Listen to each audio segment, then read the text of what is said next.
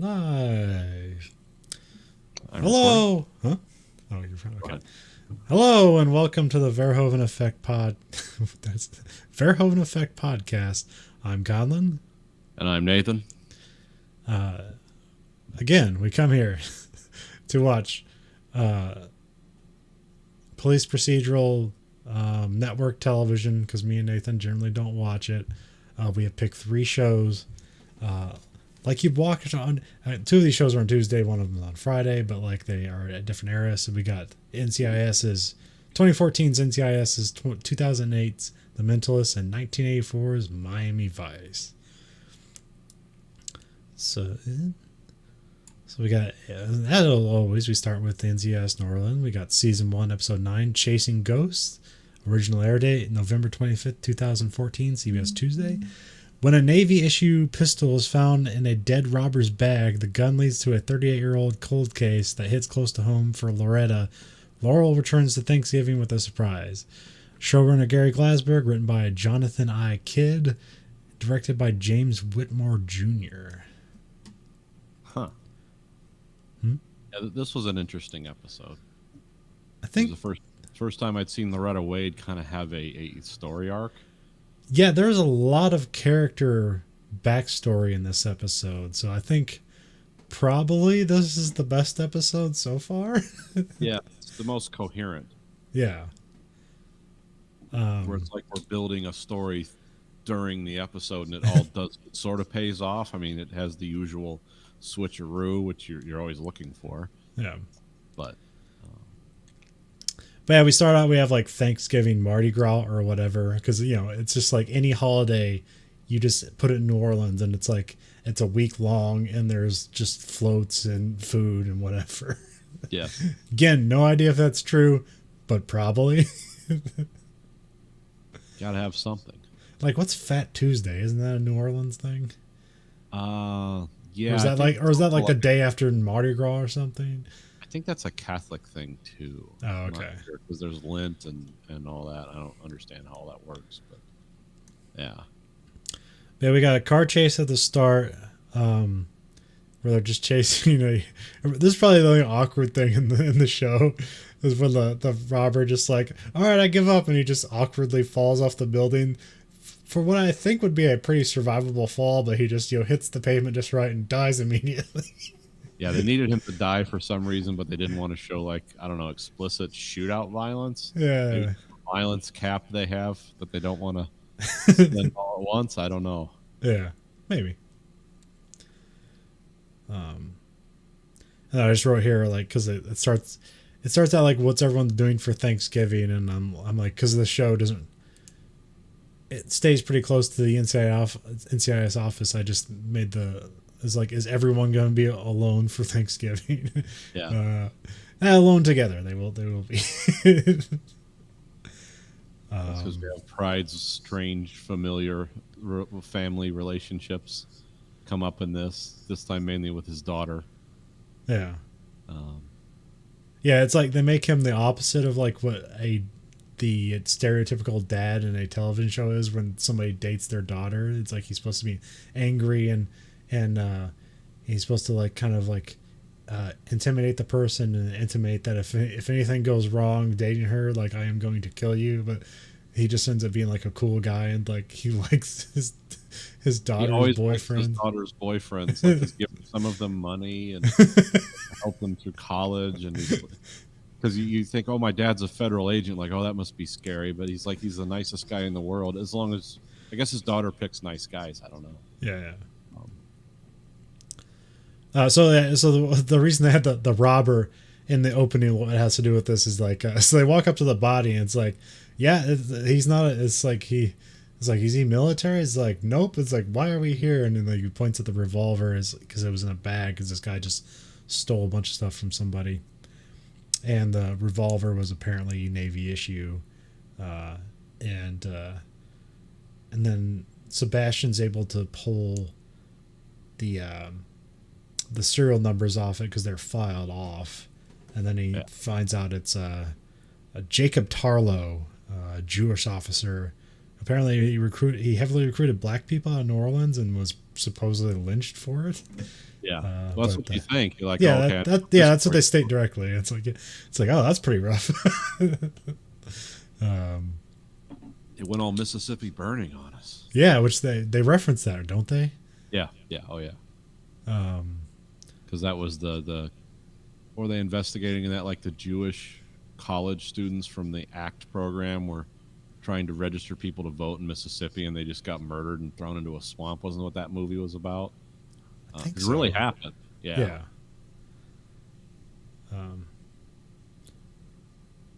And so, like, and Wade apparently knows Jacob Tarlow because she's friends with her husband.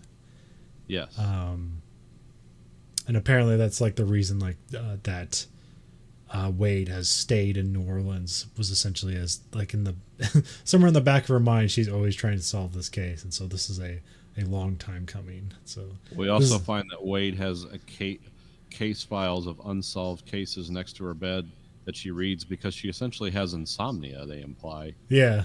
The TV shows like, you read those? I read these when I can't sleep. And Pride's like, so you always read these then?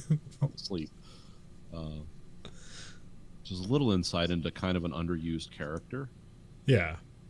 But it's only 9 episodes. But also it could make it, I bet that every season there's like, all right, we're going to solve one of Wade's like desk cases or whatever. Or nightstand cases.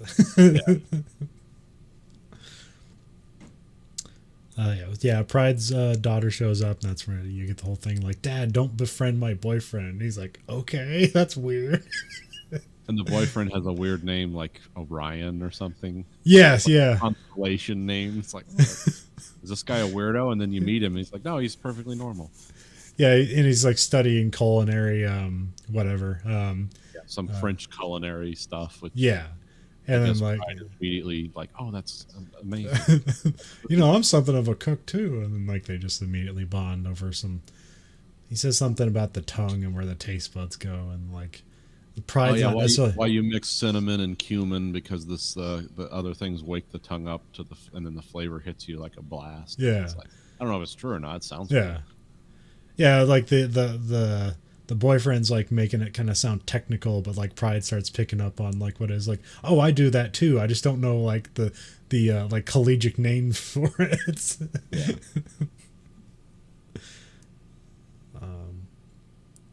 And yeah, I also learned that Wade went to medical school at Harvard, so that's pretty interesting. Yeah. Like she could have gone anywhere, but she's a coroner for NCIS in New Orleans.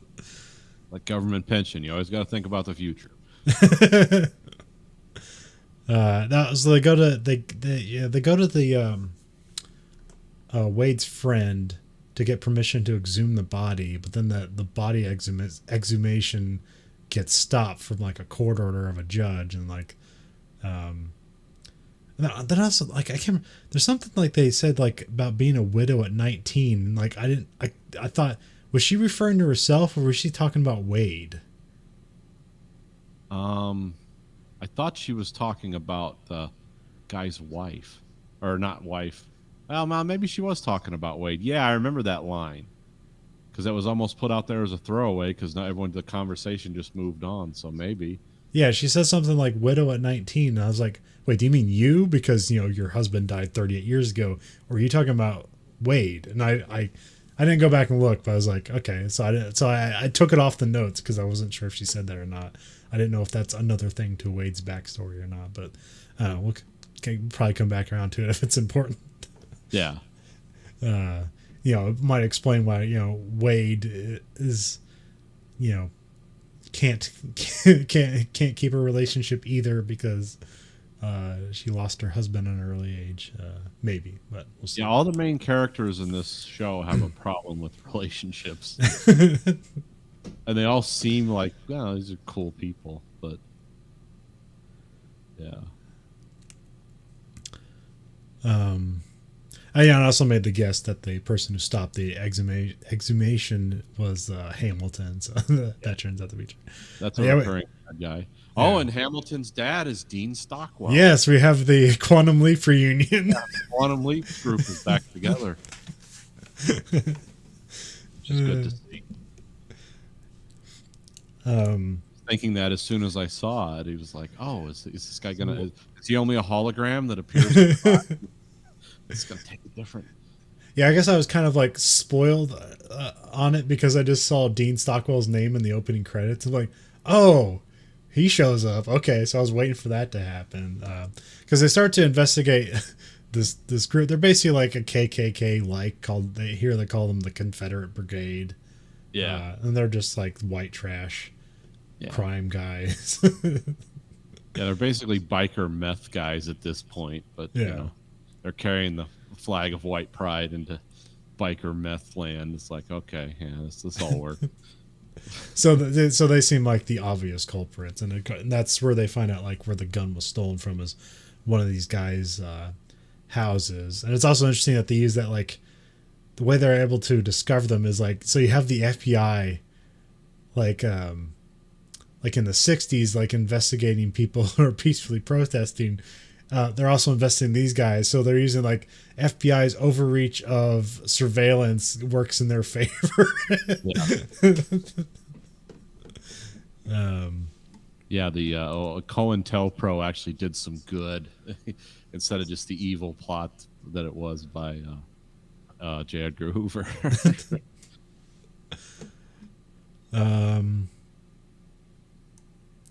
Yeah, so that they raid the guy's house. Again, this time they just say NCIS and raid. They don't do the double federal agent thing.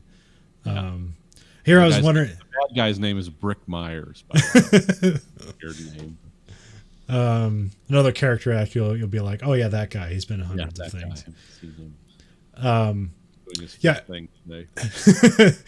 Yeah, I was kind of going wondering, because every time they raid a house, it's going to be empty or it's going to be a chase. It's like 50-50. And for a moment there, it was both.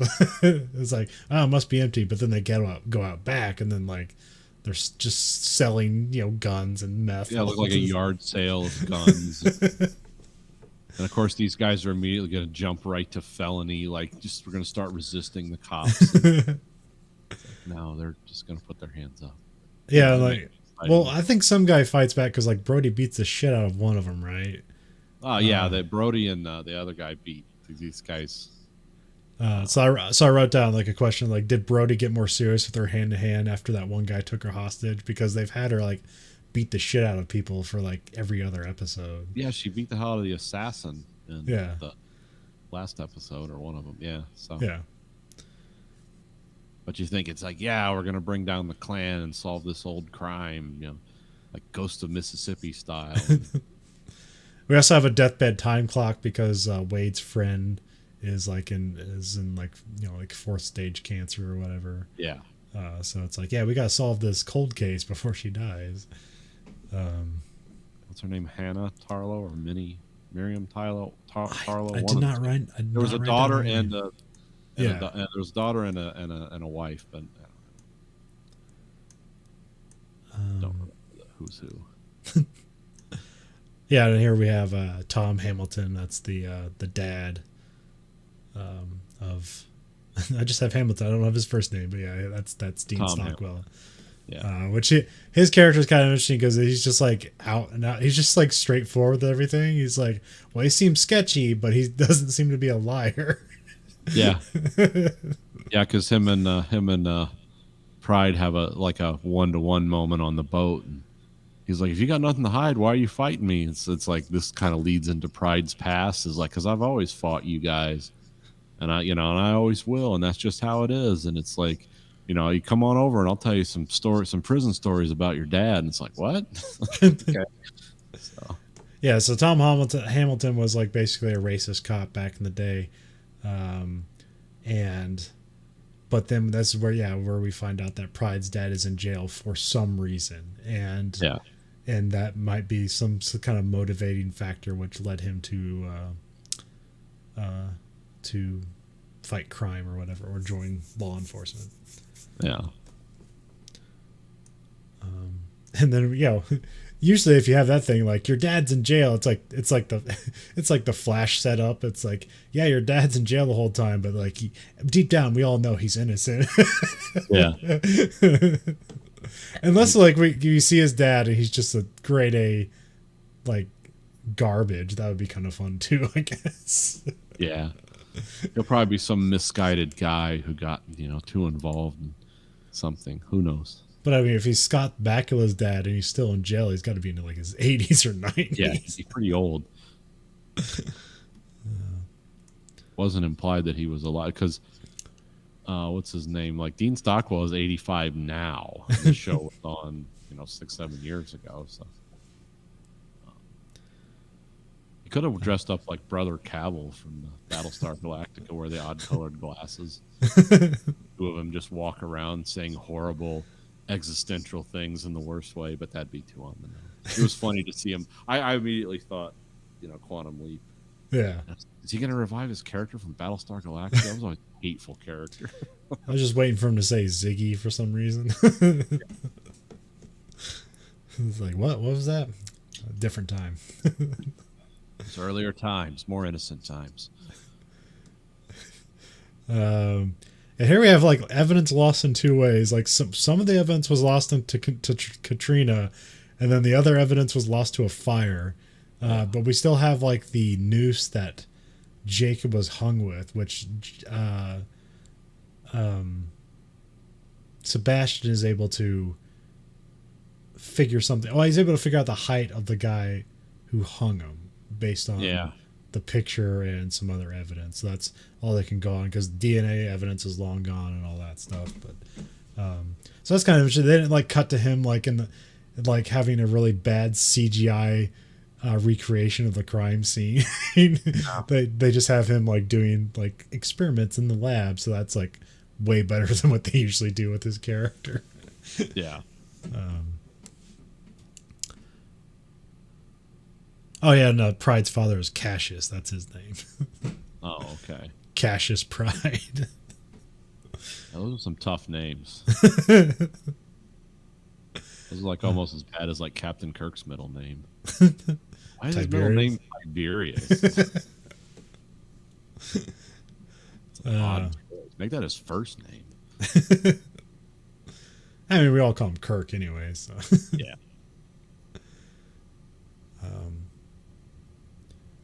Then I forget how.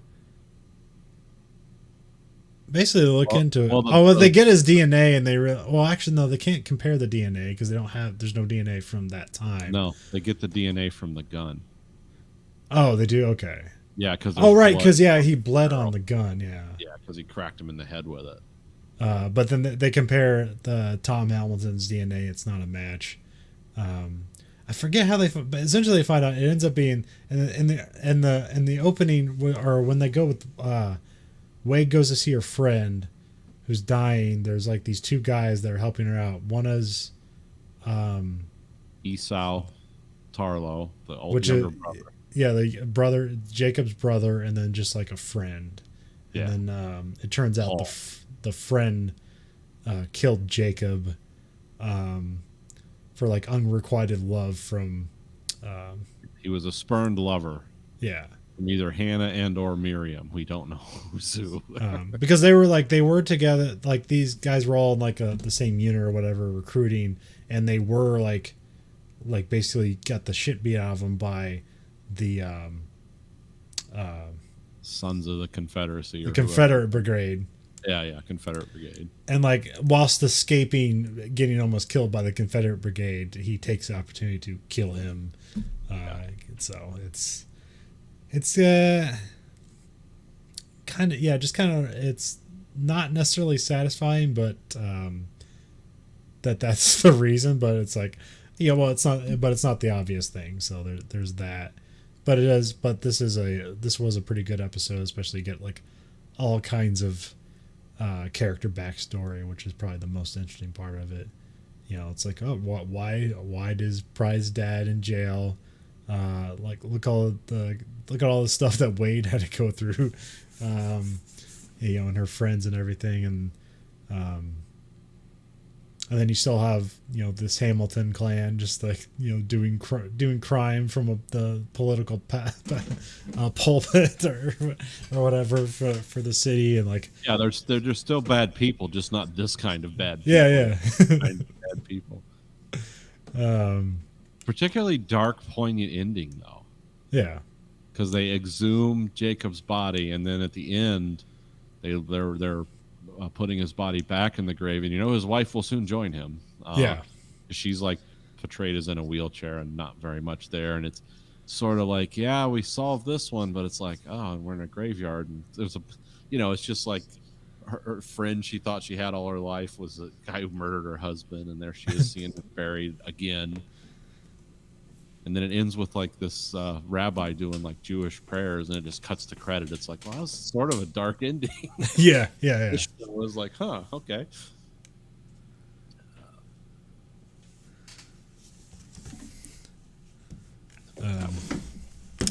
But I think this might be a rare time where NCIS might be the best show of the week.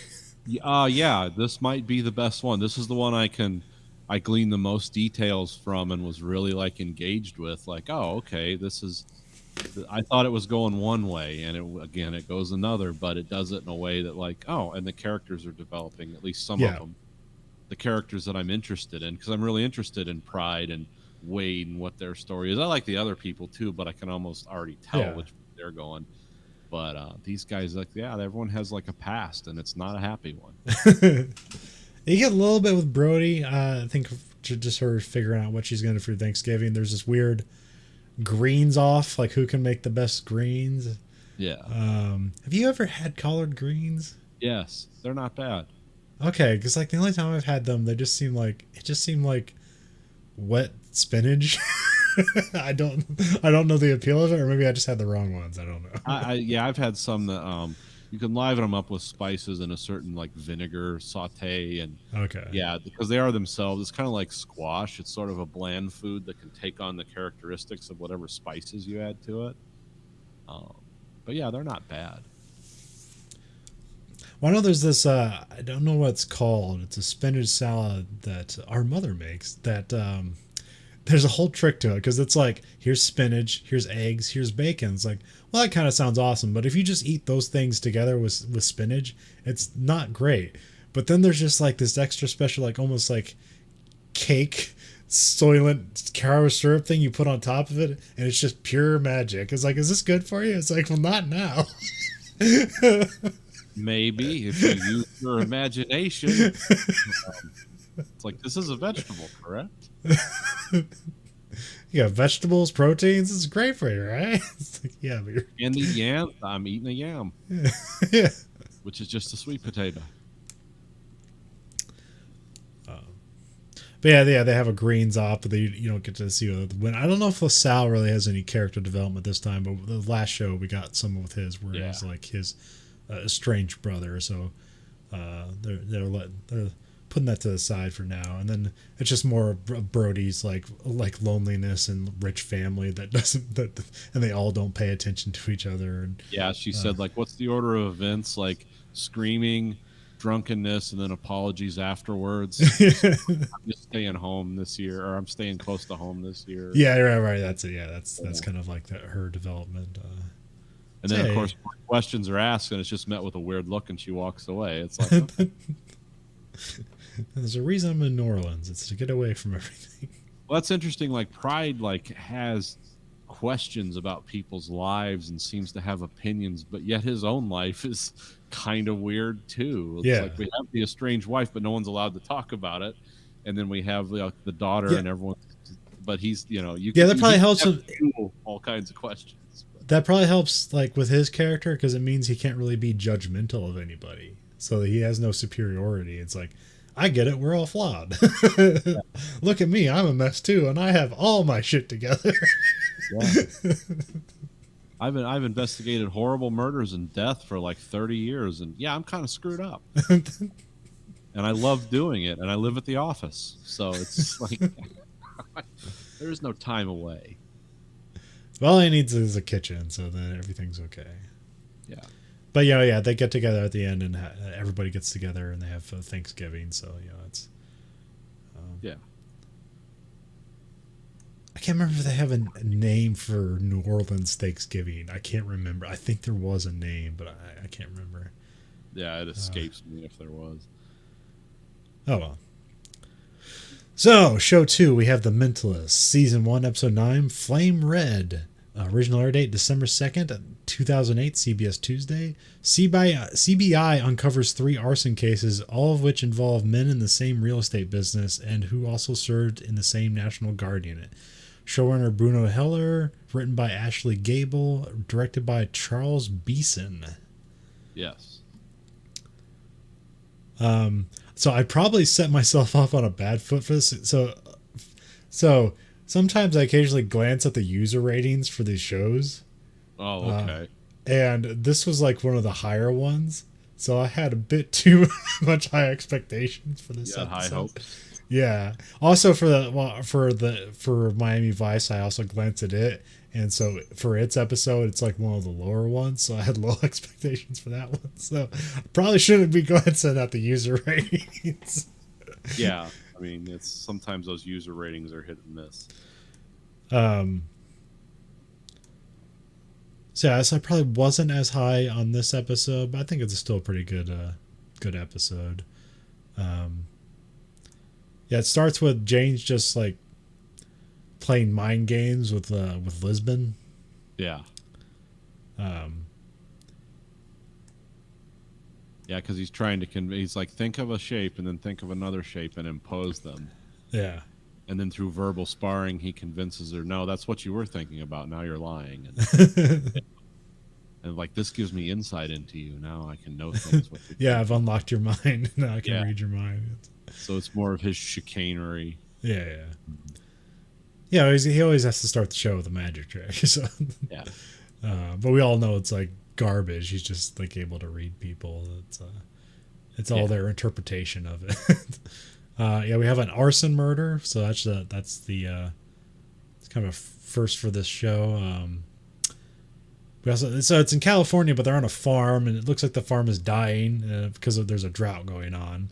Yeah, which that has some significance now because of how the episode ends. It's like it reverses that. It's also nice to see that like Rigsby like gets to take over the scene because he's like, you're an arson investigator. And he's like, yeah, 3 years San Diego, and like, yeah, he just takes charge, and so that's good to see. Rigsby's usually kind of like the dumb meathead of the group, so it's nice to see him like oh, he does have a talent. Yeah, pull your gun out. It's like, well, why is this guy here? Like, yeah. Actually, there's a lot of Rigsby in this episode. Yeah. So yeah, it opens up with a grim scene in a cornfield, which when I think about cornfields in California, it's like, oh, okay. Where somebody was essentially locked into a garage and burnt alive in their car. Yeah. Which is like, that's dark. And you find out it's like he was friends with the police chief in this town, and some, they were in the same National Guard unit, and then they what was it? And they were and they were all friends, and they lived in the same town, and apparently they owned real estate together, which it's like this all comes out, but you don't know what's going on at first. Yeah. Because they have the usual thing where it's like you have the one guy show up. Let me look it up. Oh, I know I wrote his name down. Crap. I got the name. Which one do you want? It's like the Hispanic guy in the group. Oh, Machado? Yeah, Ben Machado. Yeah. So like you see, usually in these shows, like if you see someone show up kind of once for like a little bit in the beginning, and then he shows up again, it's like, that's the murderer. And so like you immediately just suspect him, or at least I do. But like, they're not necessarily gonna. Well, also like as soon as they're looking at the scene of this crime scene where this guy's burnt alive in this car. And everybody heard him screaming or something like that. His family or something. Actually, I'm not sure if they were home or not. Somebody's heard him screaming.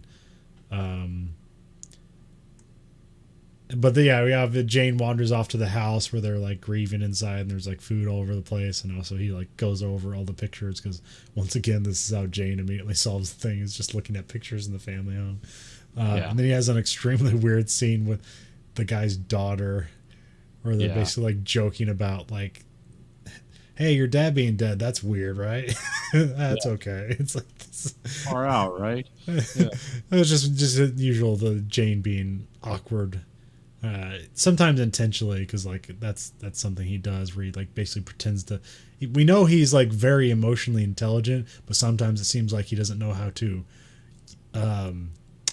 deploy his own emotions, and it's like, is he doing this on purpose to like to bring something out of somebody? It's like, was this guy stupid? They say something. No, he's basically doing the Columbo. Yeah. It's like, this guy's an idiot. Like, I can tell him everything. He'll never put it together. Well, he's also being wildly inappropriate at a wake. Yeah. Yes. He is. Yeah. That's kind of what he does. Whenever he's like around grieving people, he's wildly inappropriate. Yeah. Because even though the guy's wife was screwing around on him, and like he hones in on that, she was screwing around with him on Trey, his best friend. It's like, oh, she's gonna break a glass and shove it into your face if you keep. Because nonetheless, her husband was just killed horribly. Yeah. But it's like, yeah, I didn't really buy that in this episode. It's like he's being way too aggressive with people who, regardless of their sins, legitimately have a reason to grieve. And it's like, yeah, someone's gonna break a bat over his head, but that doesn't happen, of course. But that's why it's TV and not real life. But yeah, Jane picks up on the thing where in the Miss Garcia I wrote down didn't like the sheriff touching her, so that's where he's like, there's something going on here. Yeah. I just wrote down bratty teenager. Rich was screaming. I just wrote down, mentally challenged guy. He was called a retard in the episode. Yes. Both mentally challenged, and then like, he has some relationship with the daughter. Well, the three guys kind of looked out for him. Yeah. Because all the guys in the guard unit were, they were nice to him, including the one that was killed. And yeah. But yeah, we don't. But yeah, they go to talk to a mechanic who it seems immediately suspicious. It's like, his arms have burn marks all over it. It's like, well, obviously this guy did it, but like, if it's too obvious, it's probably not. Yeah. It's the double think of the mentalist. Yeah, like we're gonna point right to the most obviously guilty person, and then. I mean, I guess that NCIS does that too, but yeah, they all do it. Yeah, there's a formula. There's a formula for detecting here. Yeah, it's what you do. Well, it's like what you have fun for. You guess who did it, and these shows aren't. It's only an hour-long show, so it's like you pretty much have the clues within the first 15 minutes is to pick up on who. This isn't like that. This isn't Who Killed Laura Palmer. Like, this is a 44-minute arc. So yeah, there's always that. I mean, you pick up on that real easy, but I did figure out who the killer was fairly quickly, but they also showed me why. So okay, yeah. So the mechanic leads them to like that. This is serial arson. That's when the guy that ends up being that the three. I mean, they're all wearing the National Guard unit, but this guy who is the friend of Tommy, who is the mentally challenged guy, or so we think, just give it away right there. And like the fourth guy, which I don't have his name. Oh, Dave Martin. Dave Martin is the guy that. He was the fourth guy, and he is the guy that was like the most affected by their time in, I think, Afghanistan. They named a place, but I didn't. Well, if this I don't know like what year this takes place, but like it's the show is shown in 2008, which like the Iraq invasion was 2007, right? I can't remember. I should probably know that. Oh well. It's Anbar province. That's what they said. That's okay. Okay. I just looked it up. Okay. I didn't know off the top of my head. I was cheating. And so he was having the roughest go. He had like the most like affected by PTSD and stuff like that. So he couldn't like hold down a job. So these guys give him a piece of land to basically like take care of. And then it's discovered on that land as an aquifer. And it's like, oh, well, this place is now worth millions of dollars. Yeah. But apparently that Dave Martin was going to keep that for himself, and so they conspire to kill him, and they in the most horrible way possible. they set him on him fire. Alive. It's like, just why don't you shoot him and say it was a suicide? You run the cops. It's like, this doesn't need to be this way. But Dave Martin was truly one of the nicest people to Tommy, and so that's why it is a revenge plot, but also Tommy seems to be very manipulative and a sociopath who retains empathy. I don't know about that, but I'm not a psychologist, so whatever. It was the thing with Tommy, like when they go to Tommy's trailer, and Jane's looking through his books, and he finds Moby Dick. It's like, oh, this guy's the killer. Yeah, he's just pretending to be something, because nobody of slightly below average or below average intelligence is going to read Moby Dick and get anything out of it. Well, specifically, it's Moby Dick amongst children's books. Yeah. So like his children's books are the cover, and then it's Moby Dick, which is obviously out of place. Which I picked up. I didn't necessarily think immediately that he was like not mentally challenged, but that he was the arsonist and he was like collecting trophies, because that's something arsonists do. Okay. Well, and serial killers. So I thought like maybe the Moby Dick book, because it was out of place amongst the children's books, was like one of his trophies, but it turned out to not be that. It's just, the children's book was just his cover. He was interesting. I mean, I knew he was the guy, but I thought this was going to be split personality. Yeah. Like, there's a guy who plays dumb to protect the evil guy. Apparently knows how to burn stuff up, with like ethylene or whatever. They're basically ether, essentially, which is wildly dangerously flammable, and it's worse than gasoline. And there was just the way he did things. It's like, oh, this guy's the bad guy, but I thought he was going to be one of those, he's a true like split personality, which I guess they say is bogus now. Yeah. And I was like, well, how are they going to rectify this? And it's like, no, but he's just evil. He's just a manipulator. But the only problem I have with this episode and the Tommy Olds character, it's like, cool idea, but ultimately he was acting out of revenge just because the guy was nice to him. Yeah. There's no like, is this like his long lost son? Is there some, no, he's just like, hey, I'm a kind of a guy who made his way through life by pretending to be stupid, because people ignore you when you're like that, and I could do whatever I wanted to, which actually makes him more scary. Yeah. In a way, because you're not thinking that that's like, this guy's the killer. And the actor did a great job of playing like that kind of character. He never gave it away. Yeah. Which I don't know if that's how they filmed it or he's just that good an actor. But at the end, he's like, he actually changes. Like, he actually looks different. He sits up taller. And he's like, yeah, you got me. Also, there's a moment where Chief Trey Pillar, one of the guys, is in a house and it's on fire, and Rigsby runs in and saves him. Yeah. And then Rigsby is on wonderful pain medication, and then Van Pelt's taking care of him. And this is where you have kind of they will, they won't they, but Rigsby is under heavy sedation.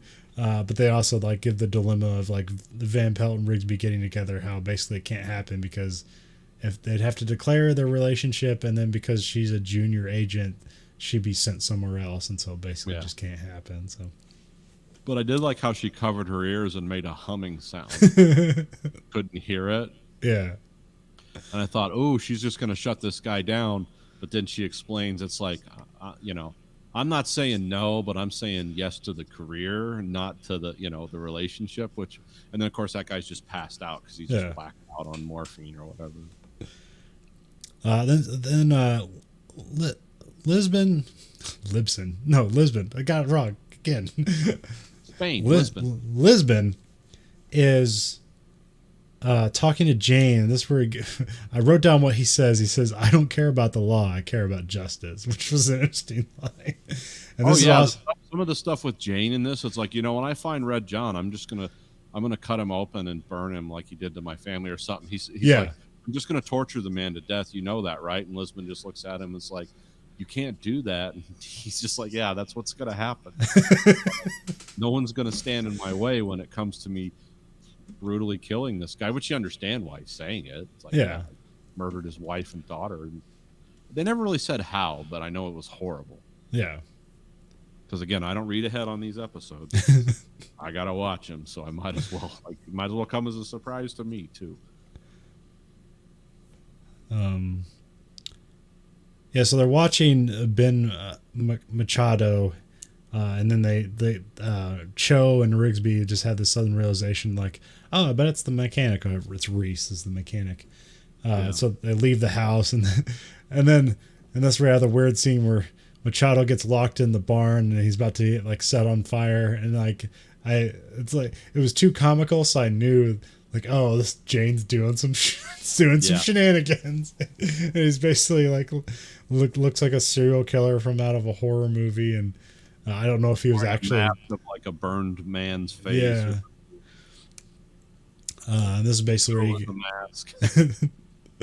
And this is where he gets Machado to admit to killing Dave Martin.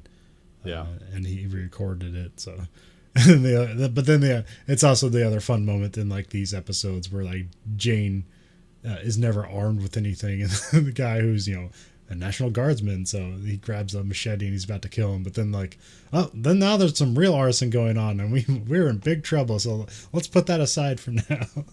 Yeah, I like how scared Jane looks. Like he just thinks, I'm going to confront people with the truth. And it's like, well, they're not going to fall to your knees and thank you. They're going to kill you.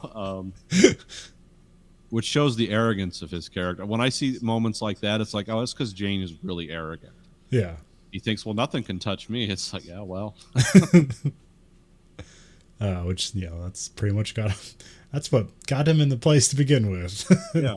Yeah, he hasn't fundamentally changed as a person. He has, but his methods are still the same. Yeah. And for some reason, the California Bureau of Investigation will tolerate him pouring ether on someone, essentially blinding them and threatening them with death. And it's like, then he tapes a confession. It's like, well, case closed. It's like, no, I don't think it works that way, but cool idea. I was wondering if he was actually pouring ether on him or if he just had like water and then the can. Well, no, because Machado starts screaming. Oh. He kept wiping at his face because he couldn't find a place. He would have just looked up and shot him. If he hadn't blinded him with the chemicals. It ends up being like, that Tommy killed the guardsman, and then in the investigation, that's where he apologizes to the daughter because he's sorry for killing her father, but like this is his revenge for Dave Martin. And then Jane comically makes the mother and daughter hug, and they run out of there. It's like, we want to pretend like we did our job, so can you just like hold each other for a moment? Yeah. And then it ends up being like a genuine hug, but they get out of there. It's like, all right, keep this hug in our memories. We did a good job. Yeah, just remember it the way you want to. That's what's important. Which is a funny ending. But also, like when they go back out to the car, it starts to rain, which that's where it's in the beginning it was a drought, now it's raining, so it's implying that things are getting better, but or healing has began. But which is kind of optimistic for a Mentalist episode. Yeah, because it's always a bunch of dark shit and people being killed. It's weird on where the service that I watch Prime on. Apparently, they had Simon Baker record the bumps for like, stay tuned for the next episode, but he does it in his natural speaking voice, which is like he's from Tasmania, Australia, or something. So you're like, who's that? Oh, that's the guy. That's Patrick Jane, just without an accent. It's kind of like you see the guy who plays Homelander at Comic-Con, and he does interviews like, oh yeah, he's Australian. You totally forget that he's Australia until he's answering questions like, huh? See, I always want my foreign actors to do the guy who's the guy from Batman, the serious guy. Oh, Christian Bale. Yeah, Chris. I want my foreign actors to do Christian Bale. When they do interviews in America, they use their American accent. When they do interviews overseas, they use a British accent. He does that. It's like yeah. He does different interviews in different accents. It's like, yeah, that's what I want all my foreign actors to do. Because it's jarring to see them not do it. It was just like the guy, all the people, all the main cast of the first season of The Walking Dead. It's all British guys. Because the main guy is British. Yeah. Sheriff, whoever, I don't know. I haven't watched that show in years. Yeah. So he's also Ian Anderson's son-in-law, which is weird. Huh. Jethro Tull connection there. Got to have those Jethro Tull connections. But yeah. So anyway, The Mentalist. Not the best episode. Not the worst. It was just kind of muddy at the end. It's like, oh, okay, yeah, this guy did this for reasons. Yeah, there's good enough moments, but I'm not exactly sure why it's one of the higher rated shows. Probably because it had fire in it. Exciting flames. So you have Miami Vice season 1 episode 9 Glades. Original air date November 30th, 1984, NBC Friday. Crockett and Tubbs have to recover a witness in a major drug dealer's trial who has ran off to the Everglades and must testify in 48 hours. Showrunner Michael Mann, written by Rex Weiner and Alan Wiesbecker, directed by Stan Lathan. Yep. This is what I call the interesting about Stan Lathan. He's like he's pretty much a journeyman for directing television, but he directs a lot of the recent Dave Chappelle specials. Oh, really? Okay. Yeah. So he's been around for a while.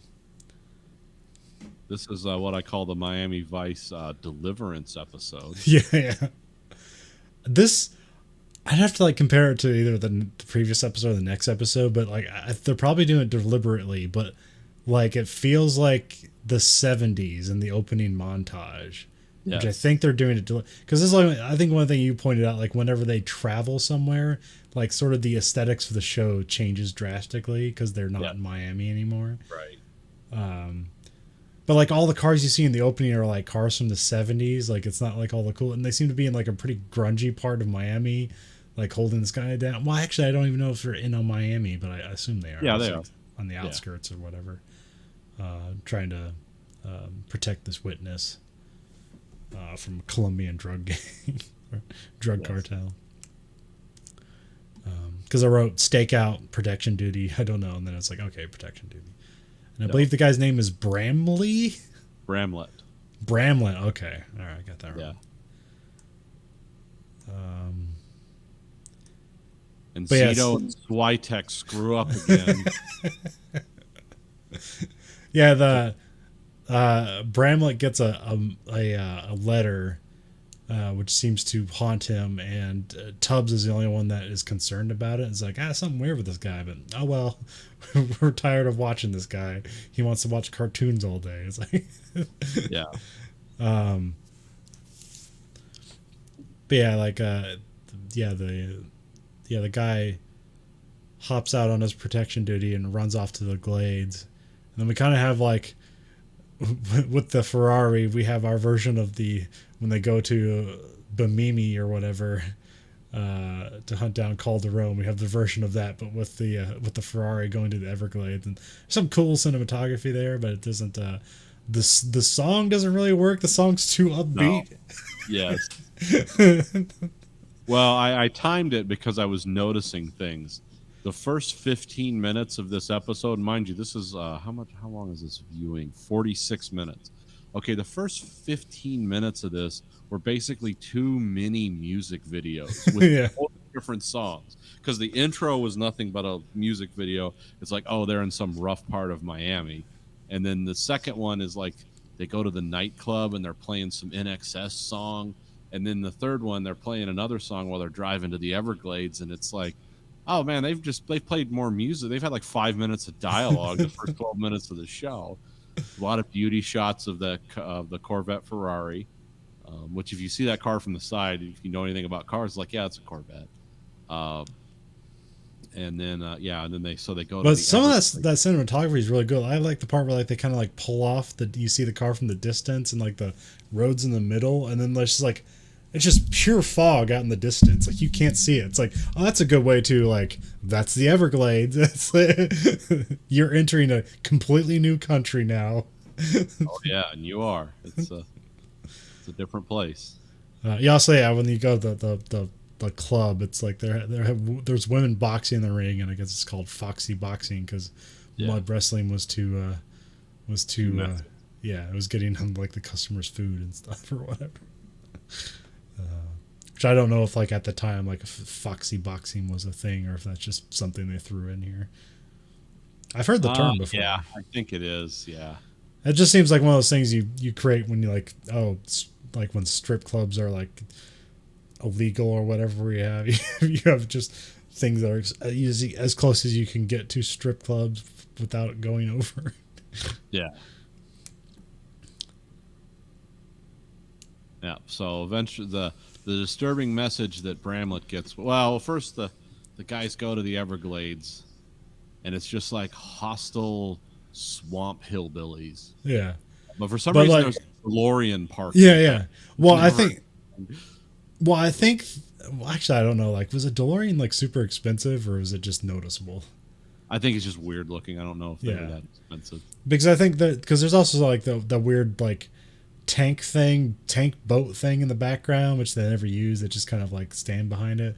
But also you see like guys have like uplifted trucks, and it's like, okay, well, that truck's worth like 70 grand. So I think like what they're showing off is like, here's how like dilapidated and like you see people's teeth and like they're not taken care of. It's like, okay, this is poor, but then there's wealth around. It's like, where's that wealth coming from? Yeah. So I think that's why like that there's kind of a very divergent set of cars in this this hamlet of inbred. Yes, and they go to town, and then Tubbs and Crockett are talking, and because they see, like you said, all these obvious signs of extreme wealth next to extreme poverty, which usually indicates illicit activity, drugs in this case. And then they say, the DEA have tried to put agents in the Okeechobee area, like the Everglades, wherever they're at, and it's like, and they've never come back. It's like, what? You think they're just gonna, we're gonna be the guys that figure it out. So they find these local guys in the bar, and of course they have this terrible cover of like, we're here to fish. but apparently like Tubbs knows something about fishing, so he spins some yarn about what kind of fishing rig they've got and all that. Well, he says he's looking for a guide they used last time. Is like, he tries to like pretend like he forgot his name. Is like Bramlett, like John or something. So these guys go on a wild Jeep ride through the Everglades, and these two guys basically kick him out of the Jeep and hold him at gunpoint, leave him in the middle of the swamp. Is a Jeep Laredo? Is that a specific trim of like a Jeep, or is that a different? Is that like a Jeep Wrangler and Jeep Laredo, or different things? Don't know. Okay. I don't know much about Jeeps. Okay. I think that the Laredo would probably be the. Because do they sell that anymore? I don't know. One of them's upscale and one of them's more basic, but I forget which is which. But those would be really expensive vehicles back then, even. Yeah. Yeah, they leave Crockett and Tubbs to die in the swamps. It's like, to get eaten by gators. This that kind of seems like counterintuitive to like what we know about Crockett, where he's presumably like a Vietnam vet who is in the infantry. It's like usually like the intrinsic thing about Vietnam vets in fiction is that like they know how to do like tracking or survive in swamps. And here he forgot all his survivalist stuff, and actually he pins it on like the Boy Scouts as knowing anything at all, so like just nothing about being a Vietnam vet at all. That doesn't come up. No, but again, it moves the story along. Because then they happen to walk into the Bramlett clan. A shotgun family just shows up. Which the shotguns, The one guy fires a shotgun and he keeps waving in a direction, and like then they like put their hands up and walk past them. But like Isn't he waving them away? Like, I have no idea how to interpret that shotgun wave. I think they found a lot of locals to be extras in Yeah. this, and Yeah. it was like, yeah, just do your thing, man. Just be a menacing hillbilly. So, but anyway, so they go to the Bramlett safe house and they find out that the reason he fled Miami to testify against Ruiz is because they kidnapped his daughter in the Everglades, and so they need Crockett and Tubbs to like have a rescue mission to get the daughter back. Yeah, because he's pretty sure, Bramlett's sure that like whether he testifies or not, they're gonna kill his kid. So yeah, they have to get her out. Which immediately be like, okay, well, take us to a phone and we'll call like the no, we're gonna team up. No, we gotta kill like 20 Colombians and pretend it never happened. Yeah, a bunch of people are gonna die, but we're gonna get your daughter back. But yeah, this is another moral dilemma where, you know, they have to help criminals. Like they have to see them as people. They're not just criminals. Because these people that got kidnapped, like they're, you know, they're like drug importers too. Like they're helping do all the.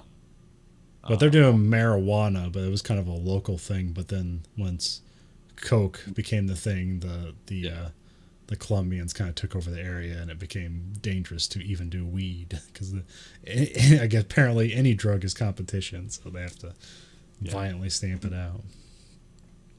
Yeah, because they're all armed with something, but they said like, you know, before the Colombians showed up, like we didn't even have to walk around with guns to protect it. We just did it. Yeah. Because there's not enough tourism for money to go around and keep things up, so they have to run marijuana on the side.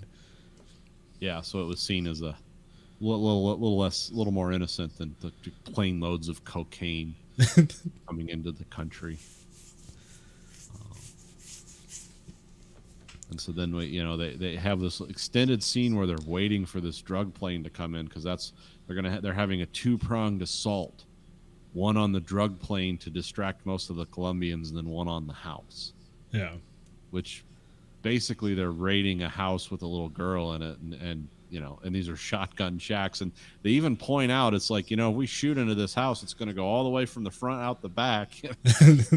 Got to be careful, don't hit the kid.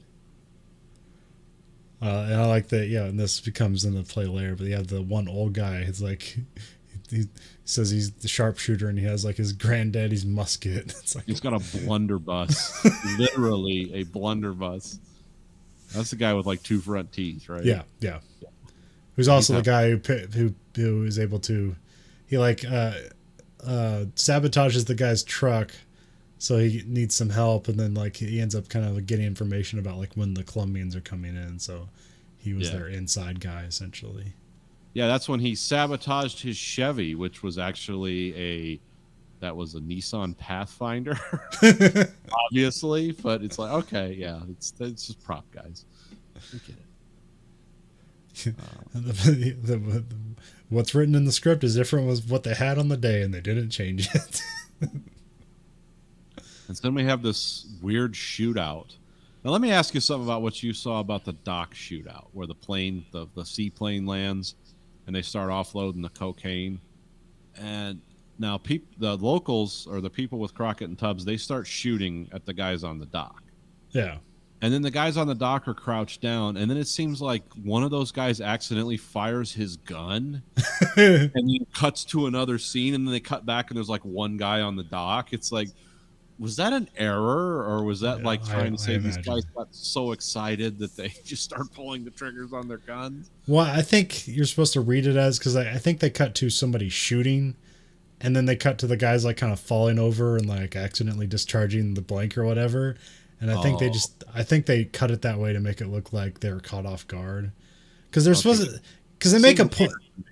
Well, they also make a point that like Tubbs, like, I shoot first, but somebody else shoots first. But then it's never like a problem. No, it always works out.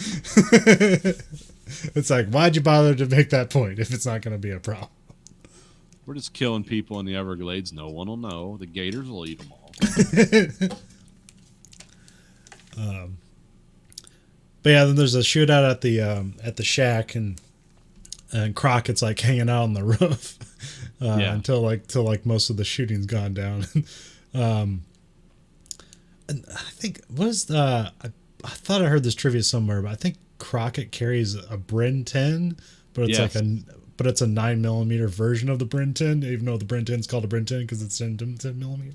But it's probably for blank purposes or something, that it's easier to have 9mm blanks than 10mm blanks or something. Yes, Crockett has a gun in this series that even back then would have cost a couple $1,000, and a cop would not be carrying. 10mm. Only the French are ballsy enough to like issue those to their police because they're brutal guns to shoot. They're powerful, but yeah, it's always weird that he does carry a Bren 10.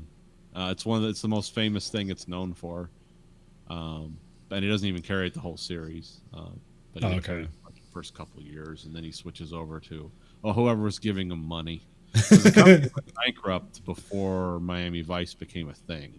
Yeah. So, but it's check with Ian on Forgotten Weapons. He did an episode. Yeah. I think the guy who made it was like some special forces guy or something like that, and there's all sort of like tactical reasons for everything about the gun, and it was well made, which is why it was ungodly expensive, and why it was, and because it was ungodly expensive, and you can get something for a third of the price that doesn't operate as well, but will do its job and do it reliably, which is usually what kills every gun in the gun industry. Well, yeah, because Colt came out with a 10mm based around the 45 platform called the Colt Delta. And it basically did. I mean, it was just a beefed up version of the 1911, but it basically did the same thing for half the cost. You can still buy those, as a matter of fact. If you hate yourself and want to smack your hand with a baseball bat, go ahead, get one.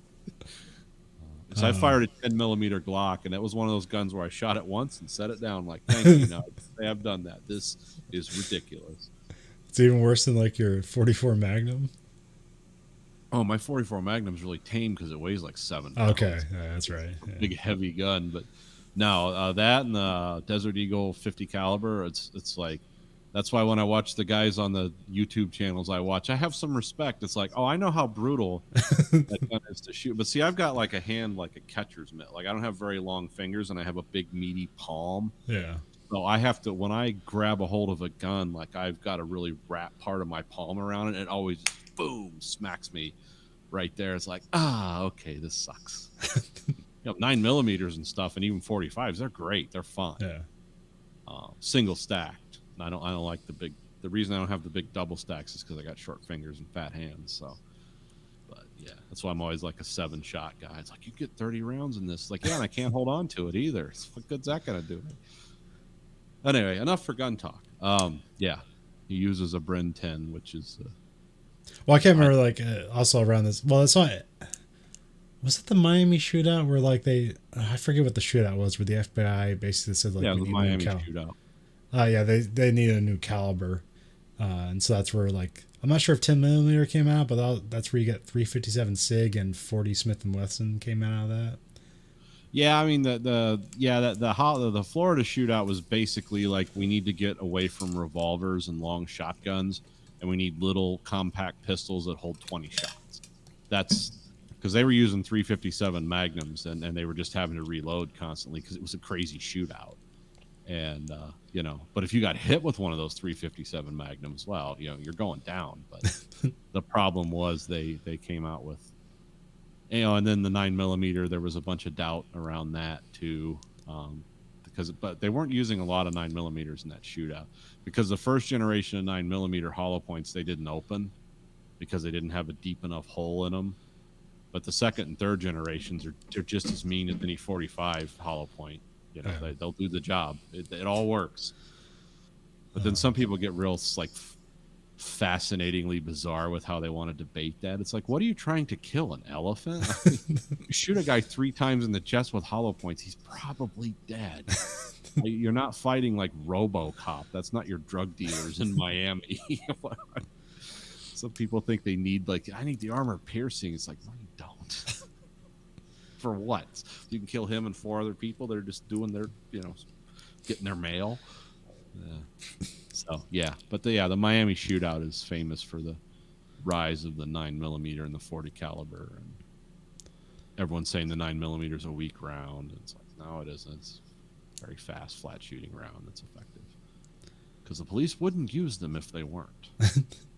Now, what they're not effective on is coked out, PCP'd out of their minds maniacs that are just charging them. And the only thing that'll stop those guys is like a shotgun, because it'll shut down their organs, But yeah, nothing's gonna. You can take the biggest, baddest hollow point you want to, and it's probably not gonna knock a guy down like that right away. Most people don't even know they're shot till 10 minutes later, unless you hit something vital. So, but you can come up with anything you want to. Just why aren't we using Star Trek phasers on people? Why not? Now, so one thing that will stop a coked out PCP weirdo is a flamethrower. You'll hear the brakes lock up. Anyway, back to our story. The one dude with the musket, it won't fire. Eventually they kill all the guys in the house, essentially, and then Crockett saves the girl, and as he's walking out, there's another guy, and of course the guy with the musket, it finally fires and he kills that guy. So now they're home free. Yes. The Gator Getter. That's what he calls it. So basically, like, Tubbs and Crockett reunite with Bramlett, and his family reunite, and now they got to get him back to they got 2 hours to get back to Miami to put this guy in court to stand. Yeah. My biggest question with the end of this is, like, how did they fit in that Ferrari? They never showed. My question I wrote down, is that judge Jewish or foreign? Foreign. Okay. So he had like a Spanish accent. Okay. It was Lance Ito. I think he was Spanish or something. So he spoke with a Spanish accent. Okay. That's what I got out of it. Could be totally wrong. I didn't know. It was like, I mean, it's like, I guess judges can, not be, they don't have to be a natural citizen to the country. Just have to have the right legal background. Yeah. Not be totally corrupt. But it caught me off guard, and then like I was like, it's like, okay, but then I was like, oh wait, could somebody be doing like a weird Jewish accent or something? I wasn't sure. Okay. So he tests trial, and the one guy presumably is put into jail, who, he was really confident the last time he saw him, and now he's like loses all his confidence as the guy comes in to stand trial. Yeah, he was doing the physical equivalent of chest bumping his lawyer from the just be obviously guilty and upset. So the jury that's watching this, they're going to put a lot of weight on anything this guy, these woodsy hill people from the Everglades have to say, because but he leaves his family there. I was like, these people are going to kill your family. Okay, yeah. But again, it's series TV. Yeah. But this is what I call one of the Miami Vice silly episodes, and they do have these from time to time. Yeah. Where it's just kind of good fun. It's serious, but it's not. Yeah. Oh, and another thing in this episode, I love the mentioning of like truly terrifying weapons. Like they've put claymores all around the perimeter of this house where the girl is being kept, and Crockett's like, "Don't worry about those. I'll show you where those are." I was like, if I find out somebody has a claymore mine, it's like, well, I'm not messing with that dude, because those are incredibly destructive and maybe common in the Everglades. I don't know. But again, it's some of the weapons they talk about in Miami Vice. It's like, nobody has those. Not even psychotic Colombian drug dealers are going to bring that kind of heat on themselves. It's like the drug lords that raid a house and it's rigged with claymores, so you kill like 6 DEA agents. It's like they're never going to stop hunting you if you do that. Because what became 20 years in prison, maybe out in 10 with good behavior, just became multiple death sentences. It makes for fun TV. Yeah, this kind of just seemed like a sort of like It was a silly sode. a getaway episode, Yeah. but yeah, it wasn't as bad as I thought it was led up to be because it's like the lowest rated one, but yeah, it was fine. Yeah, it was like I said, it's a fun one. There's some dark ones coming, so. But they occasionally do this. Like there's a whole thing built around somebody's car getting destroyed with an RPG. One of the, I think it's Crockett's car gets RPG, and they like build a whole episode around it, and he's really upset. Then he gets a white Testarossa, and it's a real one this time. It's like, oh, okay. And the whole reason they blew up the car was because they built multiple replicas before Ferrari sued them. So they had to write it into the story. It's like, okay, how can we send these out with some kind of cool factor? So someone just happens to have an RPG, and it's like,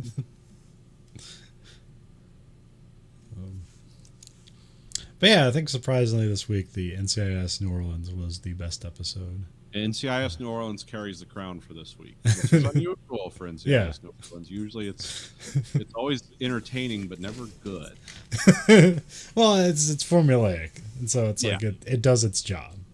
Yeah. It's like it's okay, but nothing stands out as being like, oh, like this was something different, which typically isn't what network television is. It's not something different. It's something familiar and approachable. It's like, like with all these shows, like by now we kind of like know all the characters' name, which I remember in the first episode, I was like staring at Internet Movie Database, like trying to, like, who's that person's name? Like, yeah, this guy. Let me read the list really fast. Yeah. Like, keep talking. Like, I don't think we knew who. I don't think we could recall Rigsby's name until like the 4th episode. Yeah. Well, it depends on who gets screen time too. Yeah. Because these are both first season. We haven't settled into a rhythm yet. Yeah. And what's interesting is, remember, we're talking about 2 shows from the 21st century and a show, 30 years before that is a great contemporary to both these shows, because nothing else on TV during the time Miami Vice was on was nearly that good. A lot of it was a lot of comedies, which those were good if you like comedies. We're never going to do comedies on the Verhoeven Effect, so I will not watch comedies. Yeah. Unless we're going to do Monty Python. Yeah, Monty Python. Yeah, that's my brand of humor. So I'm not going to do like a 8-season recap of the Golden Girls. No, unless we have a reason. I don't know. Sometimes with the Verhoeven Effect, we might have to watch something like we don't want to, because to really test out the Verhoeven Effect. Like, how can we pull something good out of this? Although, I guess a spoiler for a potential one. I was thinking about an idea, and I wrote it in a document. Maybe a side season. We watch AMC failures, like shows that never took off, which I found 3 of them. And, no, it'd be Rubicon, Low Winter Sun. Don't remember that one. And Feed the Beast. Don't remember that. Okay. They're all 1-season AMC shows. Interesting failures. Yeah, I remember I really wanted to like Rubicon, but I thought it was so up on its own ass that I was like, this is garbage. So maybe a revisit we might find this is genius, but I don't know. But no, because I thought that it's like, are they being pretentious for a second episode? Rip the curtain off that? No, they're just being pretentious the whole time. That's too. And then Low Winter Sun was just like a bad cop show, not like a bad cop show, a bad cop show. Oh, okay. I think the main guy had cancer, and he was kind of I can't remember, but I remember I found 3 AMC shows that only had 1 season. Those were the 3. Wow. That I could see doing at some point. Well, also because it's an AMC show, it's only 10 episodes a season, so that'd be a pretty quick side. But I forgot what we'll do with the Verhoeven Effect, because I don't, as much as I'd like to, I don't think we're gonna go through all 7 seasons of The Mentalist on this show, because that'd be 3 years of doing the show. No, we're just picking 3 things that are interesting and trying to, make connections to culture. Yeah. Connect with popular culture, and also see what watching these shows see what kind of interesting things and connections that they have, even though like they don't really should be nothing other than there's two CBS shows and Gary Glassberg is like popping back and forth between them, but that's kind of like the major connection. But you know, sometimes there's like an episode where it's like, you know, like there's a weird connection between Miami Vice and The Mentalist. Like this is a gambling episode between them. Well, they're commentaries on society at different points in different places. Yeah. And not that they're deliberately commentaries. They're accidental commentaries. Yeah. But through the lens of the common man, you know. It's people that watch these kind of shows, even Miami Vice, don't watch a lot of art house movies and stuff. So what are they getting out of it? Not that you should watch art house movies unless you want to. They're very boring.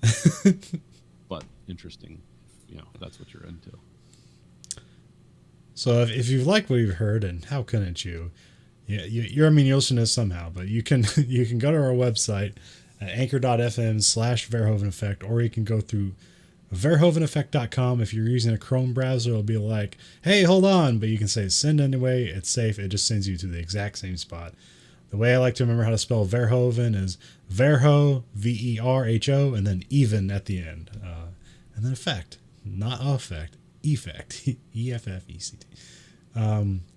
At that We're not doing the Verhoeven affect. Is that just, did we just put on a, where's he from? Denmark or something? Yeah, I put on a Danish accent. Have Jean-Claude Van Damme So on. there you can support us through listener support. There is a monthly stipend, or I don't know, let's say of 99 cents, $4.99, or $9.99. If you support us, we'll do more of this faster. And soon t-shirts, but we do not have that up yet. But Hang on, stay tuned. Yeah. Also, apparently, you can send in a voicemail to the show if you want. I don't even know if I need to do anything about that or if it works. I'm sorry it's not on iTunes yet. I need to fix that. It was supposed to do it automatically. It did not. I will get it on iTunes as soon as I can. So I'm probably just waiting to find out whether we're Nazis or not. I think I just have to do it manually, even though they said it was doing it automatically, but it's okay. You can get it on Spotify. I found out we cannot use any music from Spotify because we are listener supported. So. Oh, okay, darn. But they do have a selection of free music and stuff on there. But I've been rolling my own. All the music from the Miami Vice live while we're podcasting. Wouldn't that be exciting? So, anyways, for the Verhoeven Effect, this is Conlon. This is Nathan. Goodbye, America.